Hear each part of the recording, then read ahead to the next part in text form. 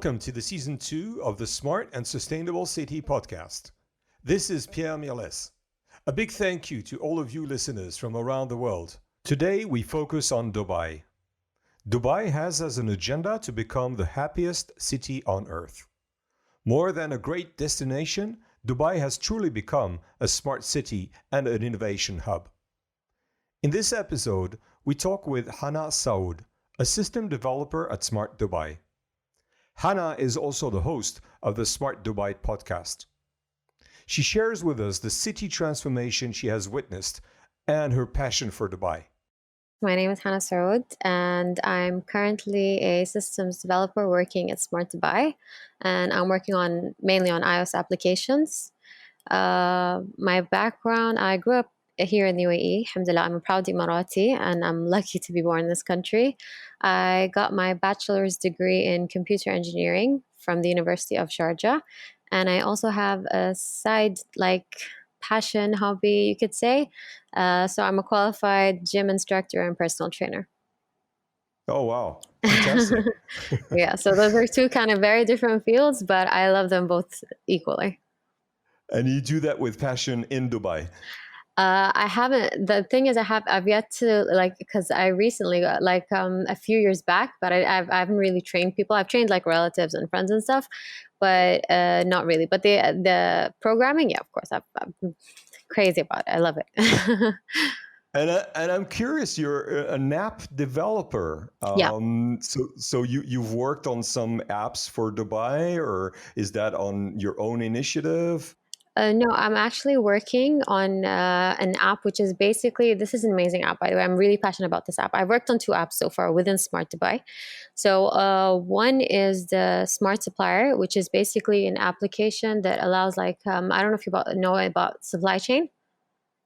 Right. So it basically manages the supply chain for the government entities, and it's also onboarding private, but I think slowly, not fully. So there's that, and then there's also the one I'm working on currently. It's called Smart Employee. So what it does basically, it's your little mini mobile HR. So you want to apply for a leave, you want to request a certain salary certificate, you want to check out HR laws, you want to, you know what I mean? So I love it because I use it. I don't know how it is in other countries, but for us, we have so here's the government. We have the different government entities. We have the people that deal with what do we have? The land department, and then we have the police, and then we have, so the different government entities, and they're all part of the government.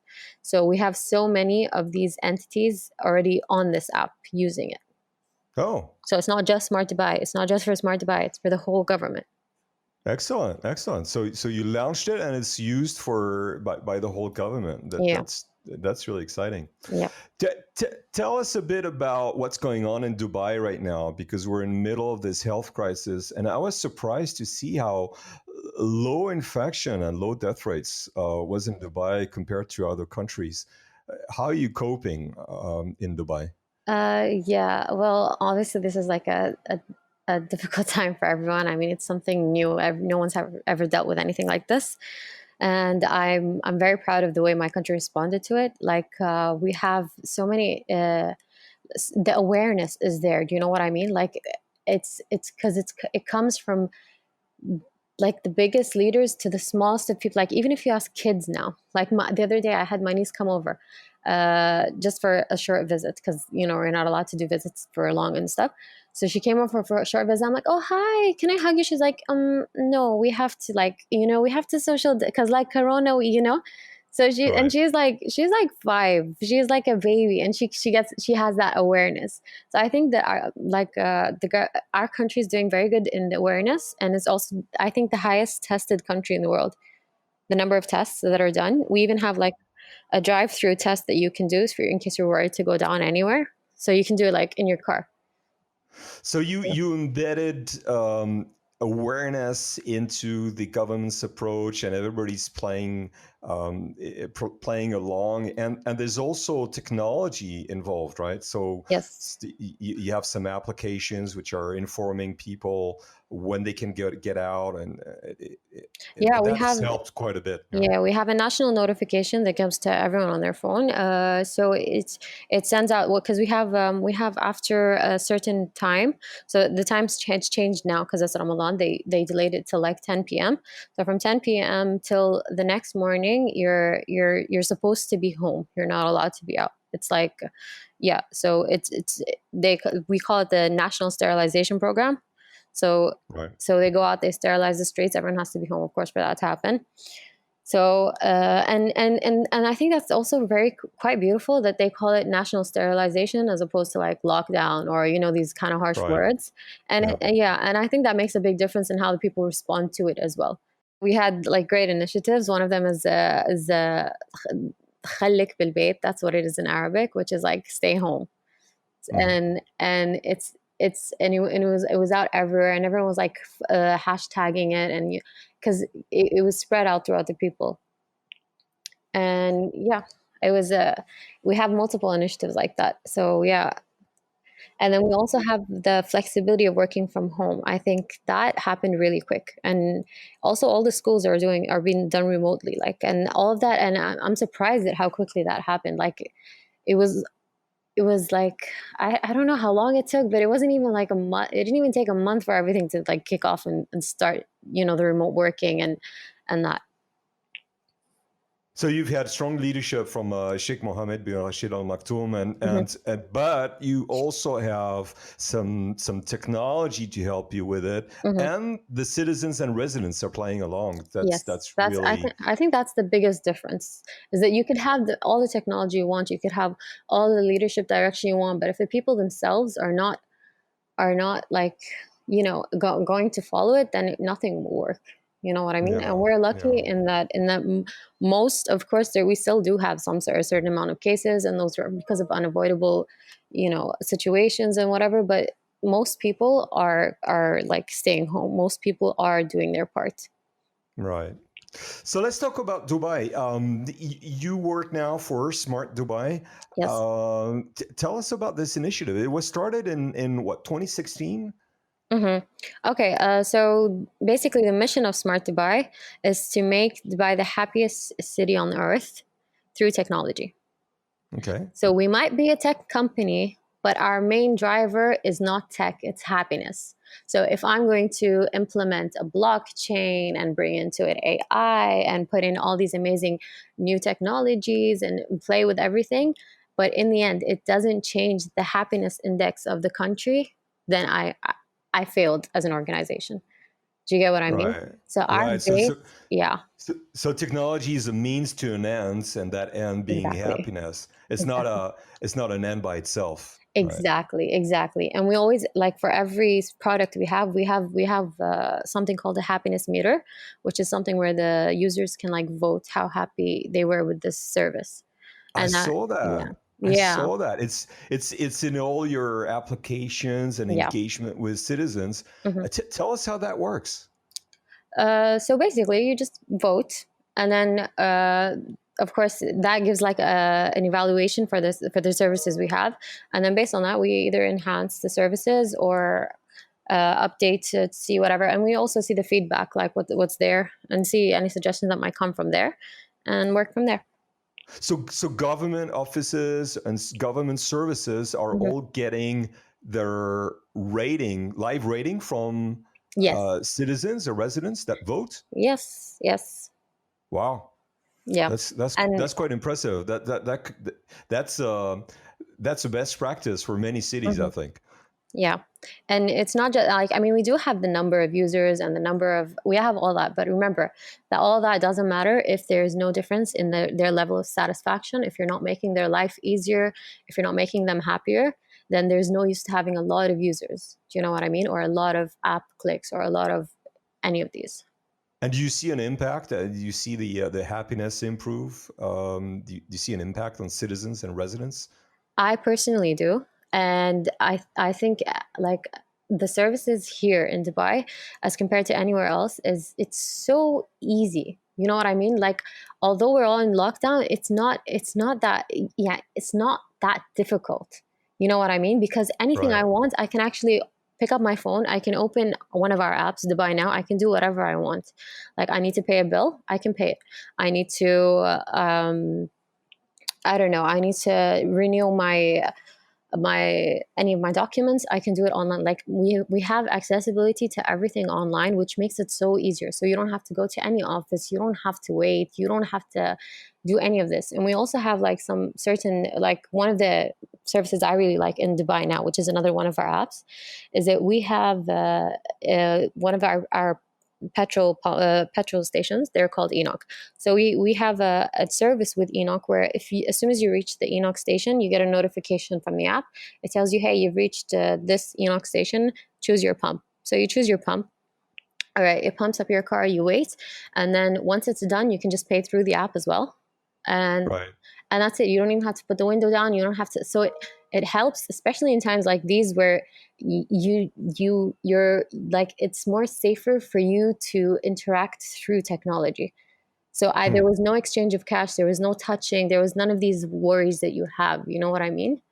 And Because this was yeah. not always the case. I mean, it's technology has helped simplify a number of processes. I mean, people might think, oh, Dubai, they've got a lot of money, but it was actually a lot of work done to understand the processes and to simplify them, and then to leverage technology to make it smooth for citizens. There's been some transformation.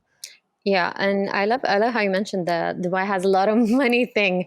I mean, if you did, it's not about how much money you have. It's not about the resources you have. It's about how resourceful you are. Yes. See, because you could have all the money in the world and still never do this. You could have zero money and still do this. I mean, it just depends on how what you want, how you.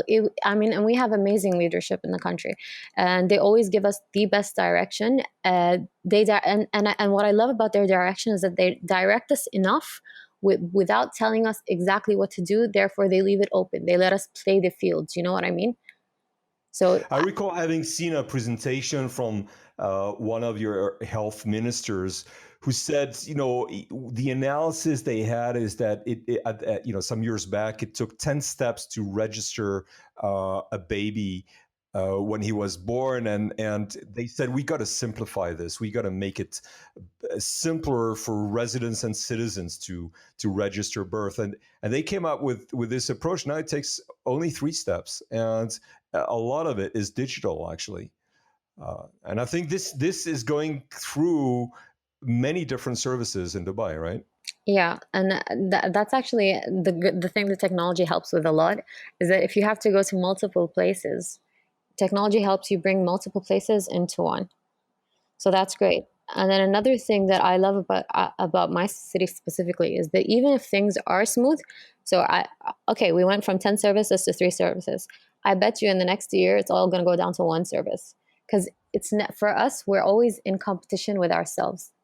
I mean, as a government entity, the thing is, you don't have competition. You're like, I want to get a passport. I can get it from one place. Like, it's not you have all the options, and it's not like a food delivery service. Say, if I didn't give you the food on time or the food you want, you can go somewhere else. You can't. In the end, it's the government service, so you have to come to the government in the end. But I love how us as a country, we don't just because we're the only providers of the service, we still enhance the service. It doesn't mean just because that we're the only outlet, and we're always going to have customers, or use, or we're always going to have like people wanting our services. We still enhance our services, even though, you know what I You mean? constantly challenge yourself, right? Exactly. The ruler that you have in Dubai Yeah, constantly challenges. us. Yeah, he does. He really does. Yeah, yeah, and that's actually that brings out, I think, the creativity in us. It brings out like things that we never even knew we could do. Why? Because he asks for things that no one ever knows whether it can be done or not. But then in the end, when you push yourself and you have a deadline that you have to meet, you get it done. You know what I mean? And you're surprised yourself and you're proud. But as soon as you hear the challenge, you're like, but how? And then once you go, like, I think it's just, once you go, you learn as you go, and that's something we're doing amazingly as a country, learning as we go. Yeah, Healthy pressure and stimulation. exactly. All right, all right.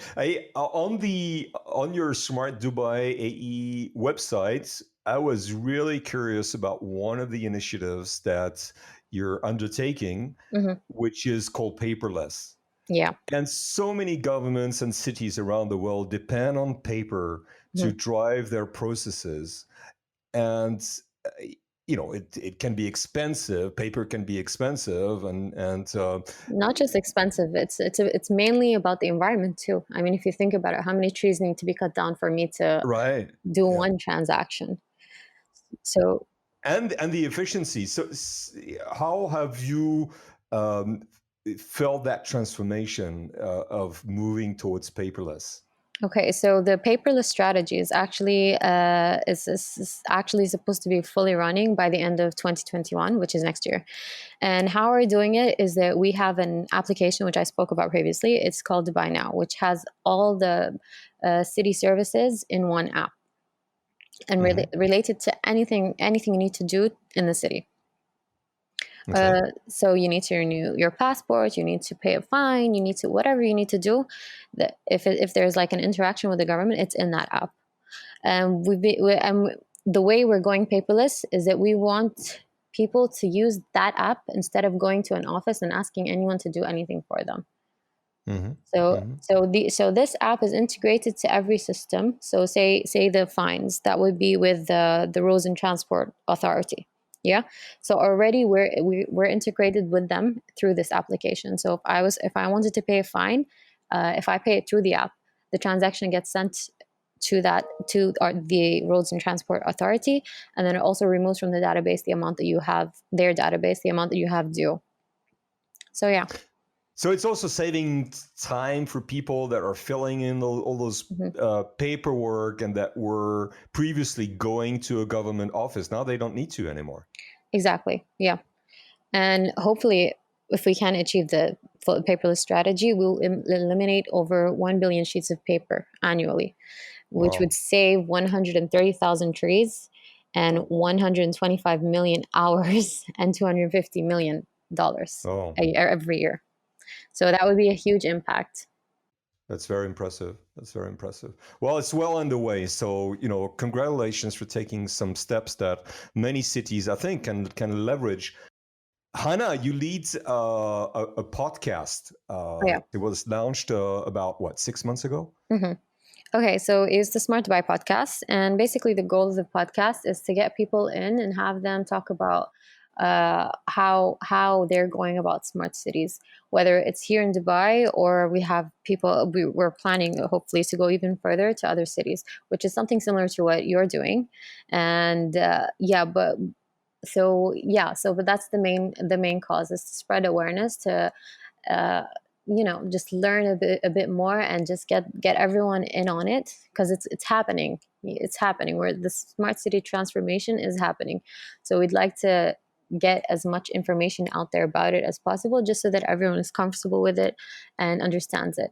Yeah. So great podcast. I can certainly recommend that. The I love the interactions you have with your various guests. Which one was your favorite interview?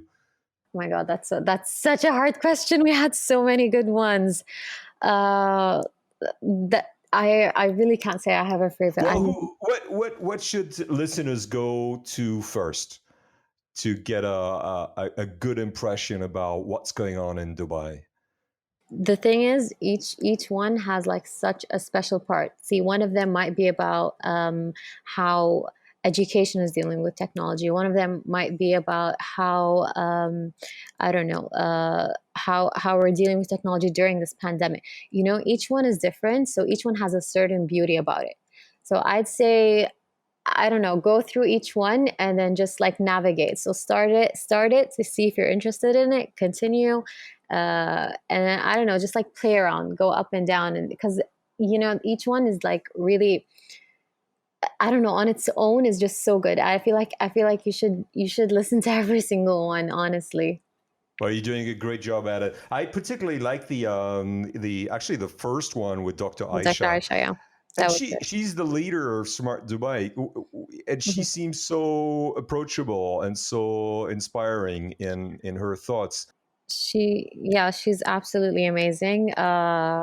She just every time she just passes by, you just get this burst of like energy. Like I want to do it. Yeah, you know what I mean. She's so encouraging. She's so positive, and that's the attitude you have to have when you're leading such challenging initiatives like the paperless strategy, the blockchain strategy. It's yeah, and I really love the energy that she gives, and that's the energy that you need actually. When I discuss with cities from around the globe, the one challenge that I see is that many public services operate in silos and Hmm. are sometimes not well connected to one another, or Hmm. could be better connected. Hmm. And it seems that what she was able to accomplish is a better link and connections between various departments and services Hmm. from the city. And whether it's your podcast or the Dubai Now app, are just examples of how those services get connected together. Do you feel the same way? Yes, I completely agree. And we, as Smart Dubai, we work as the technology arm for Dubai. So mainly, we like anytime we need something, we always ask the entities to join in if they want to join in on something new, because that's how I mean. It's like the more you share, the better the result. You know what I mean? Hmm. So the more we include other entities, the more we try to bring them in on whatever we're doing, and the more they ask us to help them with whatever they're doing, the better it is. Because then we learn and they learn, and then we also get experience from them, and they get experience from us. And are all entities moving at the same pace, or you find some entities being really um, uh, innovative in the way they approach things? Obviously, each entity has a different because of the use cases. So each like I don't know, the police are not going to think the same way that I don't know the roads and transport authority think, because they have different different business fields. You know what I mean? And but each one is on its own innovative in their own area, but the innovation, it takes different shapes. And you feel that Smart Dubai, under Dr. Aisha's leadership, has brought all those different actors of government together to think in a proactive way on how to improve their service to citizens while collaborating together. Yes, I think the way that Smart Dubai has done a great job, and Dr. Asha has led everything. So yeah, I completely agree. Great leader. The other episode I really like was the one where I forgot his name, but the I think it's the director of the University of Dubai, where he was talking Oh about yeah, love. Dr. Isa. Yeah, he was. That Yeah, was a great episode. Yeah, too. he was talking about his love to learn and how Hmm. this was becoming a motto Hmm. in Dubai University. So Yeah.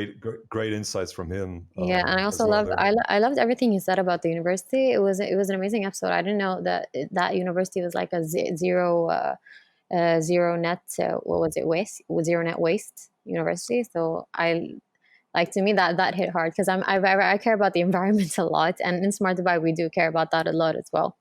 So yeah, I love And that. different actors towards sustainability.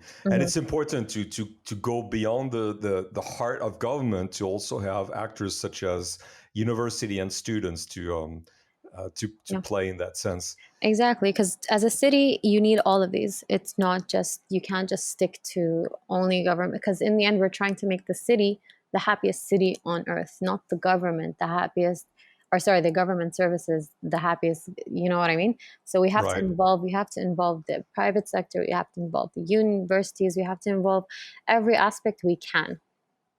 And talking about the private sector and the university, an Mm. important element of happiness, the way Mm. you see it and you talk about it, is startups and the role of Mhm. startups. Have you seen the startup ecosystem in Dubai change over the years? Is that starting to take off and accelerate? uh, we've had so many episodes with people who were startups and then became big companies. They started as startups in Dubai, and they most of them came through the, I don't know if you've heard about it, but the Dubai Future Accelerators program. I haven't heard about it. So what it is basically we invite startups from all over the globe, and we give them city challenges that the government might be facing. Hmm. So they come up with whatever innovative ideas they have, and then they start to work on it. And then if it goes well, and the department they're working with likes whatever pilot they give them, they might sign an MOU, and then which could later lead to like an actual contract or something. Okay. So we have a lot of companies that actually, like a lot of the people that came on the podcast started as startups, as part of this program itself. So I'd say most of them, no, not most of them, all of them. Okay, I'm gonna go out there and say all of them were really, really, really amazed at how much Dubai actually looks into startups and actually puts in for startups. It's one of the best cities, I think, for startups to come and venture, because you're gonna get all the support you need. And if you have a really good idea, you're gonna like, because here in Dubai we look at ideas and how much it's gonna benefit, regardless of where the ideas come from, regardless whether it's from the biggest company or one person. You know Right. what I mean? So we're looking for the best benefit we can get. Dubai has changed so much, huh? Hmm. In some many years ago, I recall it was just a trading hub in the Middle East. It's Hmm. now become a destination, Yeah. not just a trading hub, and Yeah. it's not just a local trading hub. It's become a global hub, Yes. and now it's become an innovation hub. Exactly. That's exactly how to describe it. It's an innovation hub, and a lot of people actually use that word Really? specifically to Okay. describe it. Yeah. Yeah, well, definitely, it's a place to visit. Talking about visiting, we all hope that we're getting through with this health crisis. When is a good time to come and visit? Okay, so if you're coming for business, you can come anytime, because we're a 24/7 kind of country. We're working all the time, like we don't have any off seasons. So if you're coming here for business, you could come literally anytime, and you'd find something you can be a part of, or something you can look into and stuff. And we have a lot of like we have Expo coming up as well. Expo 2020 is being actually pushed out to October Yeah, 2021 to March 2022. yeah, exactly, for the safety of the public. Can you tell us a little more about the expo? This is a massive. It's not just a small expo. Basically, there are going to be like people coming from across the globe, everyone displaying everything they have in each city, displaying what they have going on and stuff. And it's basically going to be like trading ideas and understanding. It's basically like a big meet and greet, you could say, and showing of what the accomplishments and what each country has, and taking ideas from them, and just knowing like what's going on out there outside of your own city. Excellent. So definitely Dubai is a good place to come around the world, around the year, Hmm. for For business, businesses yeah. and for families. Yeah, for Um, families, I'd say anytime also. Like if you're coming for a vacation, yeah, you can come any time of the year.